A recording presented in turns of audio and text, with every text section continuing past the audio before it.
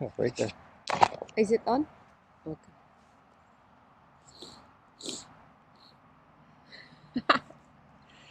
Okay, guys, today let's talk about buying a car in the Philippines. Right. Our experience. Let's get to it.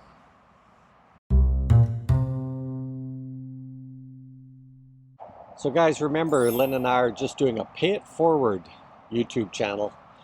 We're never going to ask you for a coffee or anything, so please Yeah. like, Subscribe subscribe, and comment. and comment. Yeah. Okay, so let's get into buying a car. Well, your first avenue to find a car is going to be Facebook Marketplace again. Right.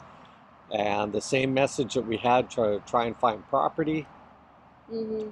Facebook Marketplace. Facebook Marketplace. There are a few dealers out there, guys, but meh.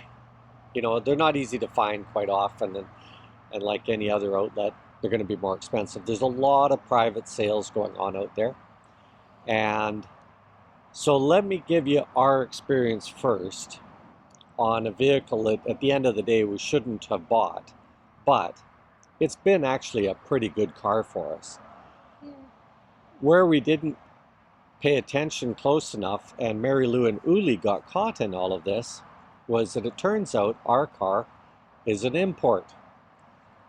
Not in so much that all cars are import to the Philippines, but this one happened to be a Korean. second-hand car, Yeah. right? Now, whether it came from Korea or Japan or wherever. Yeah. But it wasn't until after we had bought it that we realized, hang on, this has got a heater in it. Mm-hmm. Yeah. It's not just an air condition. It should only be air It also conditioned, has yeah. a heater. Yeah. And the other thing it had was a rear windshield wiper that had been taken off and a few other signs that we realized, hang on a second. We got lucky though, because our paperwork was in order. Right. And whereas Marilou and Uli had to go back to whoever it was and get this paperwork sorted out Yeah. because the registration was not in order, as they Yeah. commonly say. Your paperwork, sir, it's not in order. Because it's kind of like, you know, like they are imported probably in parts and then they assembled in the Philippines. So Yeah, it's no longer what it is in the engine and all. So it yeah. has a separate paperwork. So We when you go and renew your car insurance and car registration, then you will have a problem. Yeah, you got to make sure that the Yeah. body serial number and the engine serial number match. Yeah. And I think Mary Lou and Uli's issue was that I think the motor was rebuilt or something, and of course they swapped out the Yeah. engine, and the net result is they didn't match up. That's right. Our case wasn't that. It was a whole vehicle, Yeah. but it was just there was other signs that we weren't paying close enough attention to. Yeah. Now, multicabs are huge in the Philippines. And of course, they all come in as parts and then they're re-registered and such. And they're probably just fine for most of our needs, guys. We actually looked at them quite seriously for a while. But they're not as smooth a ride as you might want, and that's what I right. want. And if you are driving in a long haul, like 4 hours from our Yeah. town to the city, it's not really, it's not a good, It's not going to be smooth enough, really. vehicle to use. Yeah. Yeah. Good for farm, good for banging around locally, all That's that type right. of thing. Yeah, for short distance And, travels. and the price is good. They're under 400,000 pesos Right. for an all-wheel drive. Whether it be a pickup truck, a four-door pickup, or a multi-cab, which would be Yeah. a full van. So, kind of cool. But Lynn, the legal requirements, so when you're buying a vehicle, Well, what we had in ours is, we bought it on a second hand, which is, it's not really that hard. It's just an But- agreement between the buyer and the seller. yeah, but there's paperwork that you need to make sure is in order and that they have. That's right. As long as, they are on date with their, registration and the OR, what they call this one, the The- original copy of official receipt and the certificate of registration should be there.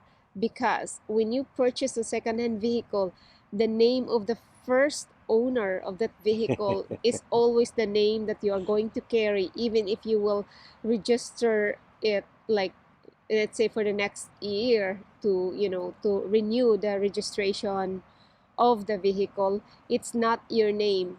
Yeah, Your you name, still have to have the yeah, original document from the original owner. yeah, So if it's been sold 15 times, you got to make yeah, sure that that is still the yeah, original receipt. exactly. It's still the first owner is always the name that's reflected on the official receipt and the certificate of registration, even if 15 different owners are passing that car.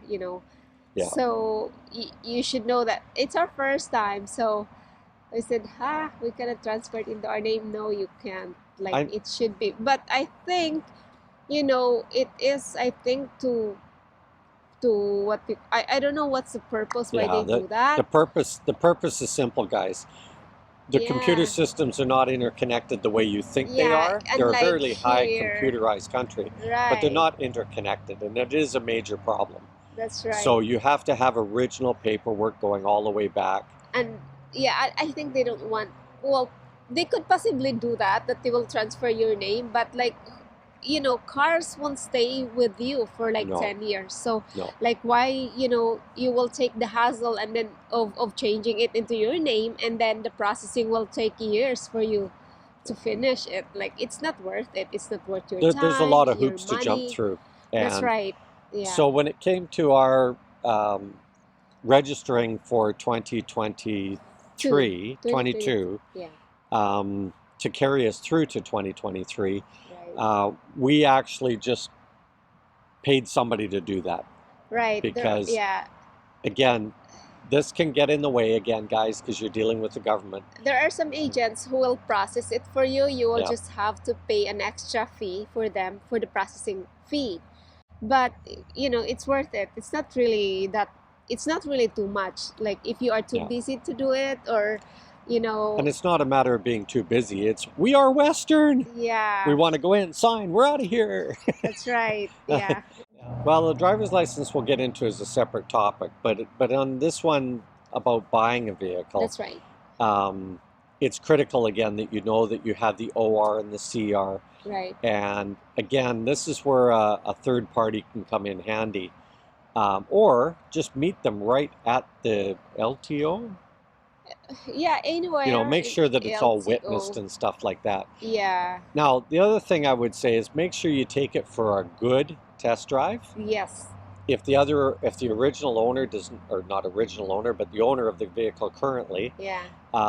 doesn't want you to drive, just say, fine, you drive and We'll sit in go the with you. passenger Yeah. seat and observe So and you do could all of that stuff. hear, you could feel, how the car is running. Yeah, and Yeah. you want to make sure that they have a spot where they can get that thing up to a reasonable speed. Right. We didn't do that with our car, and it turned out one of the front wheel bearings was shot. Yeah. But we got a good Lesson price and learned. we got it fixed.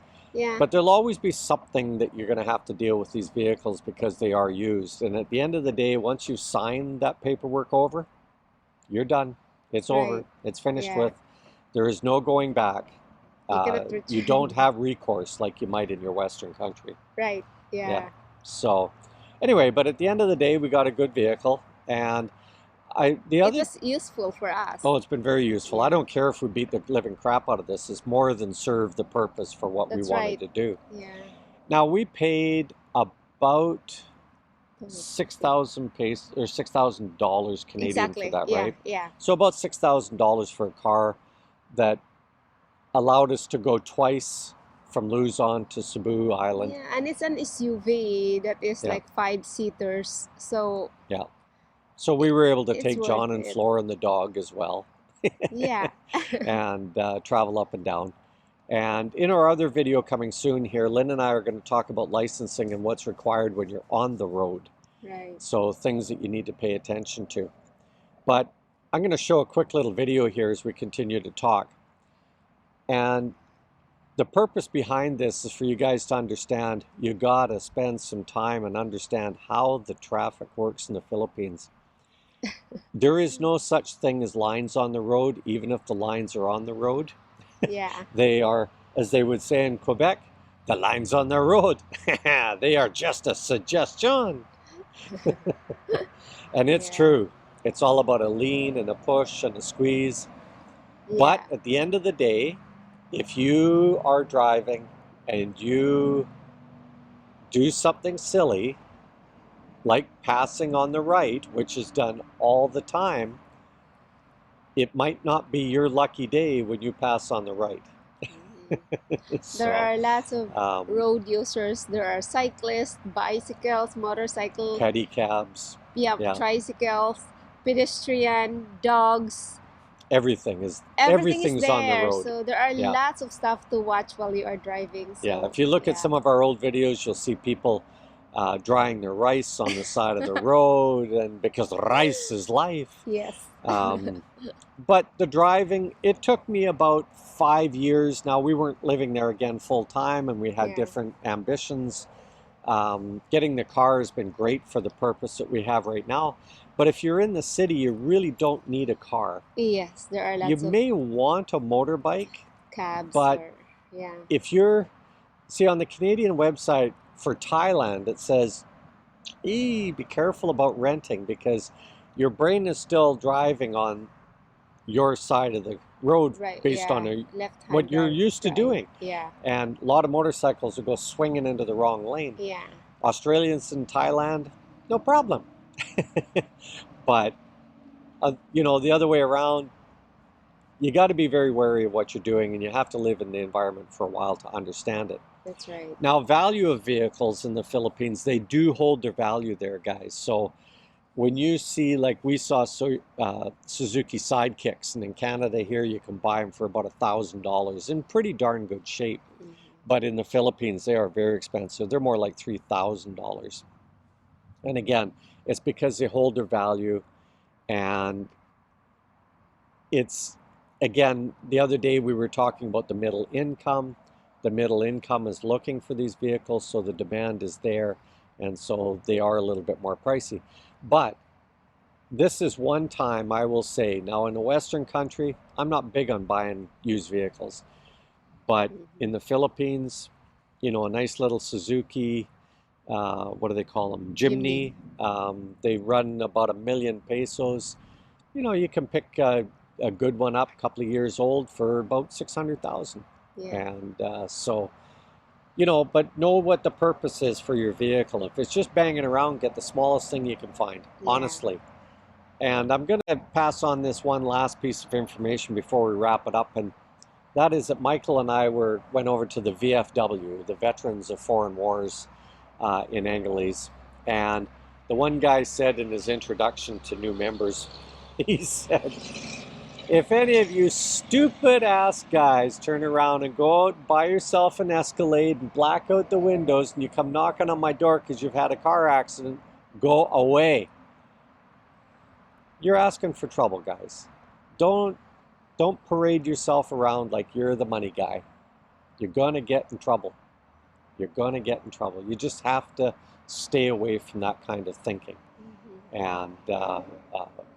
And, this whole thing that there's not a lot of stop signs there. First in, first out. If you're not paying attention, just go blasting through an intersection. The other guy might already be proceeding. If you look at our video going through southern Luzon, there was a guy flagging us, go, go, go. But the motorcycles never stopped, and Like, we're edging out, how but am I he's going, going? come on, go. Well, I can't, there's cars in front of me, and, I'm not Yeah. going to get in trouble over something like that, right? No. Now, half of it he was flagging because we had the video camera running, but, Yeah. you know, just be wary with the cars, guys, and the motorcycles. Think about what you're doing there. It's easy to think about bombing around here and there, but you know what? The average speed, Yeah. Lynn and I worked it out, and we went from Angeles to Cebu.